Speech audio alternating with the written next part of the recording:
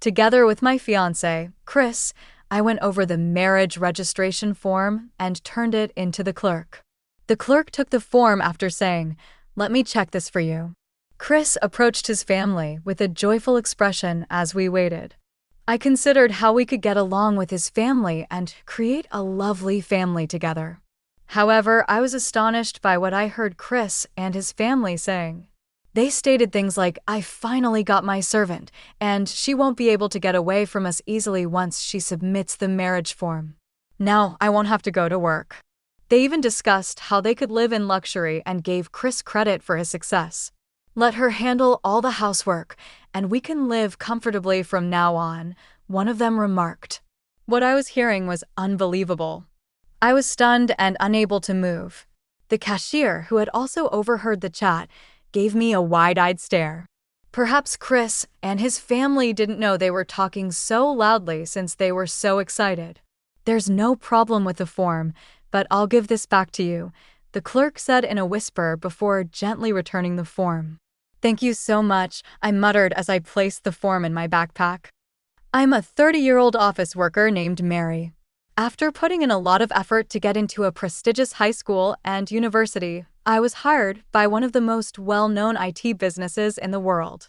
I concentrated on giving my all at work, and by the time I was 30, I had been promoted to section manager. I liked that it fit my personality, and the more I worked, the more results I saw. But occasionally, I feel alone. I haven't had a boyfriend in a long time. I occasionally get depressed and question whether I'll spend the rest of my life alone when I watch my friends getting married or having children and appearing content. "What are you thinking about, Mary?" said my colleague Justin. "Oh, hello, Justin. Did I appear to be lost in thought?" I answered. He remarked, "You seem to be bothered by something." "It's nothing, but I appreciate your concern," I answered. After Justin left, I began to consider the possibility that I might actually need to find a boyfriend. A friend threw me a house party after I asked her for guidance. Chris and I met there. We had a lot in common to discuss because he works for an IT company and is my age. We started dating, and things went smoothly as we got to know each other better and better. Chris is very family-oriented, and I got to meet his family early on. I was often invited to his parents' house for dinner. "Mary, nice to meet you. I'm Chris's mom, Catherine," she introduced herself. "And I'm his dad, Mark," his father said. "Nice to meet you." "I'm Mary," I replied. Then his sister joined in. "Hi, I'm Chris's sister, Kate. I didn't know Chris had such a cute girlfriend. His family seemed really nice. Do you have any food you don't like?" they asked. "No, I can eat anything," I said. "Chris used to be a picky eater," his mom mentioned. "Oh, that was just a childhood thing," Chris chimed in. "What did Chris hate?" I asked. "He hated broccoli and asparagus. I had to shred them and hide them in meat," his mom said, laughing. "Mom, stop it. You're embarrassing me," Chris protested. They were such a friendly and happy family, just what I always wanted. When I was in middle school, my parents got divorced. I lived with my dad, while my sister lived with our mom. My sister and I didn't get along very well, so I wasn't too sad when we were separated. The reason for my parents' divorce was that they both loved their work and didn't want to handle the housework. In the end, they decided to split up, each taking one child so they could equally share the responsibilities. Both my dad and mom had high incomes, so we never had any trouble living. My dad wasn't indifferent, but he mostly let me be on my own and gave me a lot of freedom. I really wanted to become independent, and I thought the best way to do that was to get into a top university and land a good job. So I studied really hard. Eventually, I was able to get a job at one of the most famous IT companies in the world. But even with all that success, I had never really felt the warmth of family love. That's why I adored Chris's warm and close-knit family. "Think of us as your other family," Chris once told me. I guess he said that because he knew about my situation. I was regularly invited to his parents' house for dinner. His sister, Kate, even started treating me like a real sister and often asked me for advice about work. After graduating from university, Kate got a job at a company that was pretty awful, long hours, no overtime pay, and way too much work. So, she quit and started working part-time at an ice cream shop. Now she's looking for a full-time job and often asks for my advice. Thank you, Mary.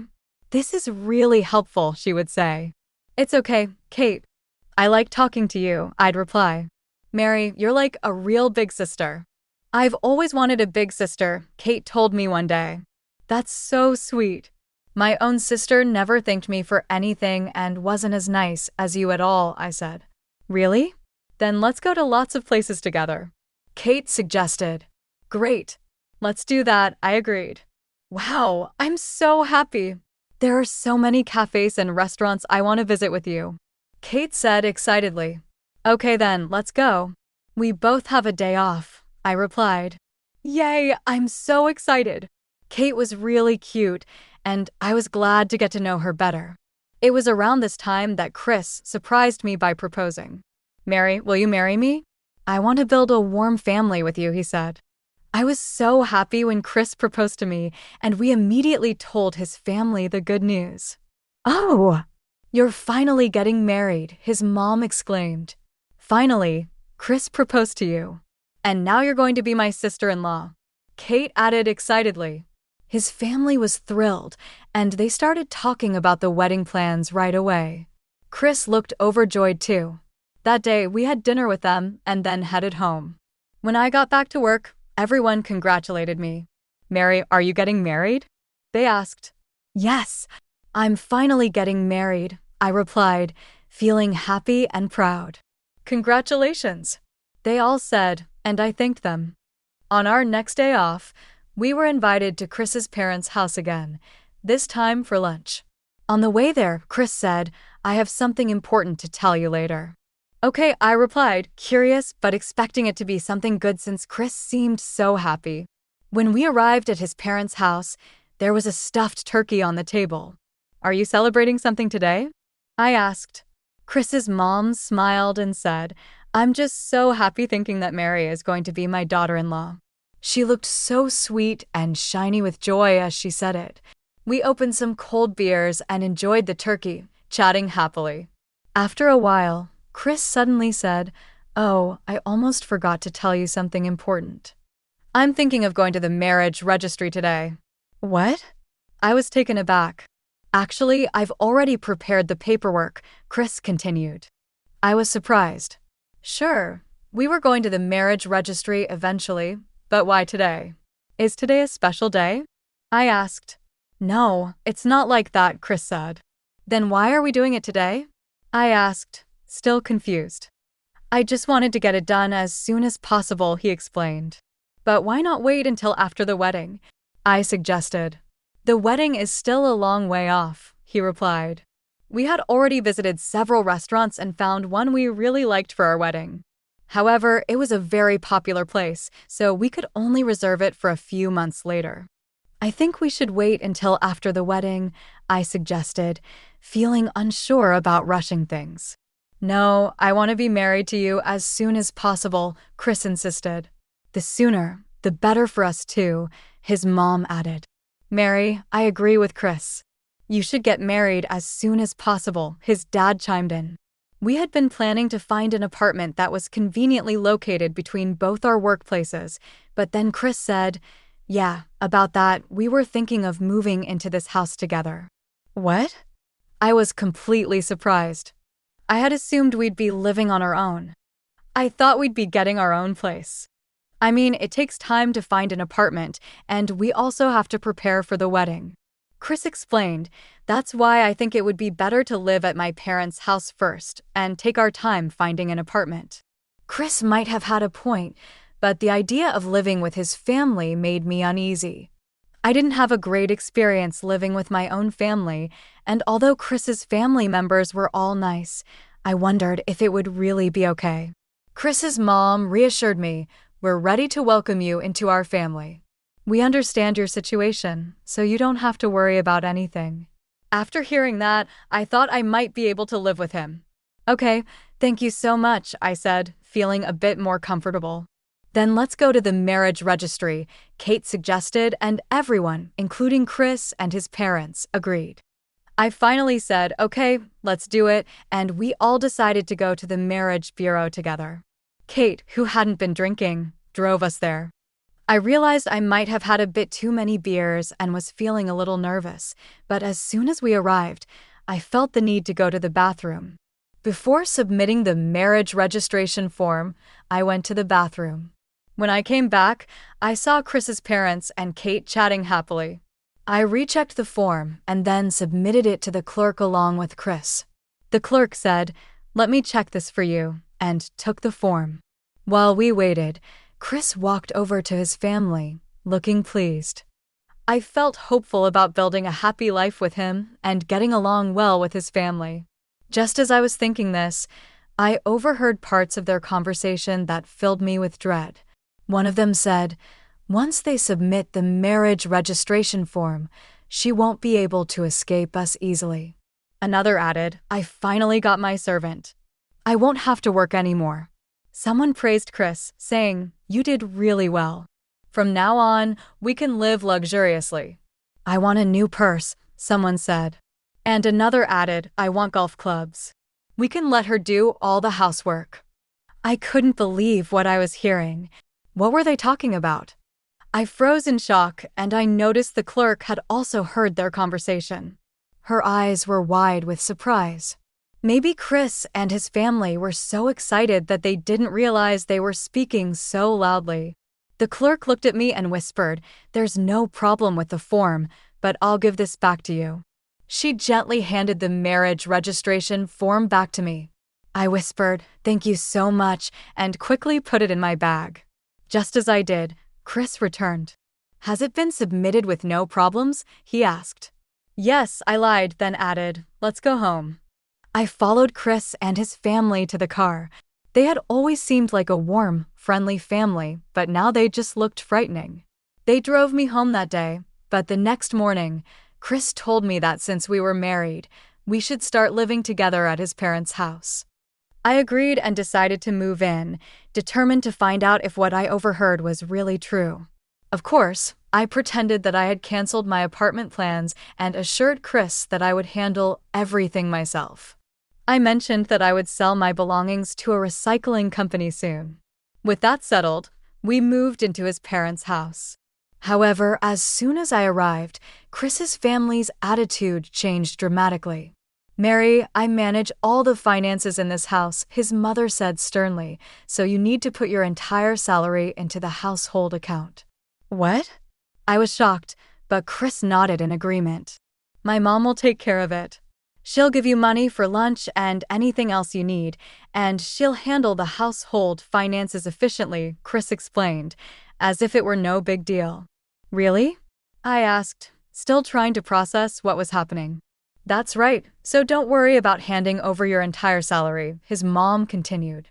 "Oh, and one more thing. You'll be responsible for all the housework." What? I couldn't believe what I was hearing. "Do you have a problem with that?" his mom asked sharply. "I'm working, so it's a bit much to handle all the housework on top of that," I replied, trying to reason with them. "Oh, are you such a coward that you won't even try?" she snapped back. "What?" I was stunned. "Shut your mouth and start doing the chores," Chris's dad said, giving me the scariest look I had ever seen from him. Even Kate chimed in. "I like your brown bags. Buy some for me too," Chris added. "Mary, you're now my wife and a member of this family, so you need to do everything we tell you to." At that moment, I realized this was their true nature. They had been planning to take advantage of me from the start. "I don't want to," I said firmly. "What? What did you just say?" Chris's mom asked, glaring at me. "I can't accept everything you just told me," I replied, standing my ground.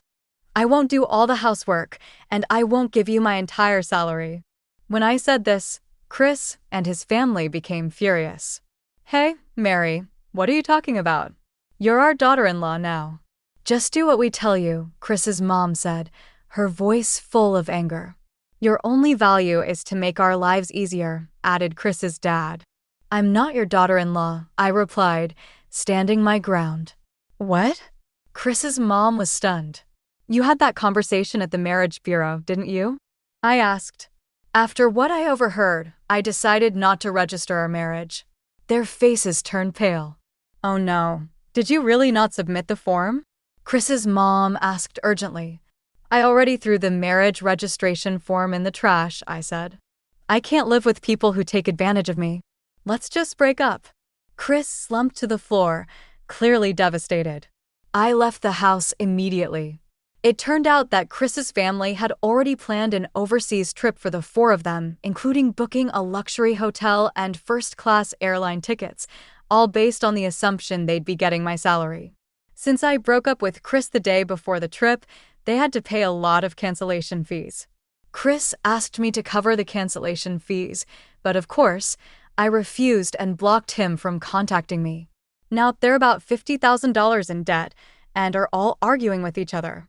It seems their only connection was money, and their relationships weren't very strong. Mary, did you cancel the marriage? Justin asked when I ran into him. Oh, Justin, you heard about that already? I said. Rumors spread fast, he noted, looking amused. You can laugh if you want, I said. I'm not laughing, I'm actually happy, Justin admitted, though he looked a bit embarrassed. Why is that? I asked. Because it means I have a chance, he replied. A few months later, Justin asked me how and recently proposed to me. I'm so happy now. Chris and his family were only nice to me at the beginning to take advantage of me. I'm relieved I discovered their true nature before we got married.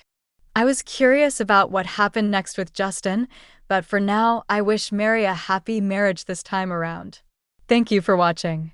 Please subscribe to our channel if you enjoyed the video. See you in the next one.